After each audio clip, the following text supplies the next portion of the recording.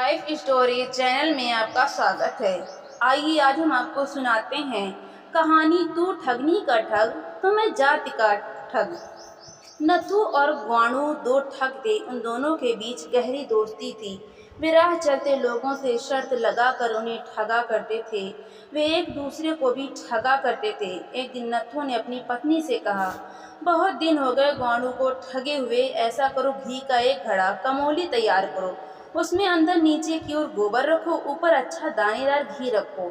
उसकी पत्नी ने घी का घड़ा तैयार कर लिया। वो उसे लेकर ग्वाणु को ठगने के लिए चल दिया। उसे रास्ते में एक ग्वाणु मिल गया। नथु ने जब ग्वाणु को देखा, उसकी नज़र ग्वाणु के हाथ में लगे सोने के कड़े पर पड़ी। नथु आश्चर्य से बोला, ग्वाणु, तेरे हाथ में यह कड़ा? यह सोने का कड़ा है। चल, तू भी क्या याद करेगा, यह सोने का कड़ा ले ले। तेरे पास जो भी छोटी मोटी चीज़ है मुझे दे दे।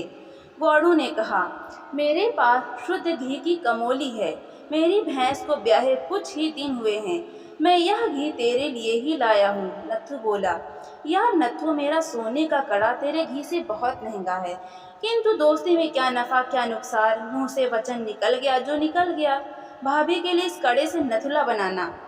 नथु ग्वाणु को ठग कर घर आ गया। उसने अपनी पत्नी को कड़ा दिखाया तो वो खुश हो गई। वो बोली, ग्वाणु तुम्हारा दोस्त है, वो सुनार भी है। इस कड़े को उसी से गलवा कर मेरे लिए नथुला बना दो। अरे, मैंने घी में गोबर मिलाकर ग्वाणु को ठगा है। मैं इस सोने के कड़े को उसी से कैसे गलवाऊं? कहीं उसने ठग कर यह कड़ा मुझसे फिर वापस मांग लिया तो ठीक है, दूसरे सुनार के पास इसे गलवा कर नथुला बना दो। नथु की बात सुनकर उसकी पत्नी बोली। नथु उस कड़े को लेकर सुनार की दुकान में गया। स्वर्णकार ने उस कड़े की जांच करते हुए कहा, इस कड़े में 2 आने सोने की पालिश है, बाकी यह लोहे का बना है।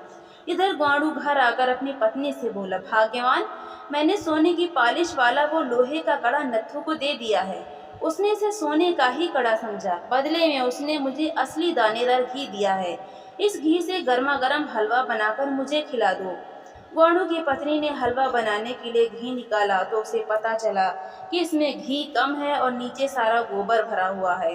उसने ग्वाणु को बता दिया कि नथु ने उसे घी में ठग दिया है।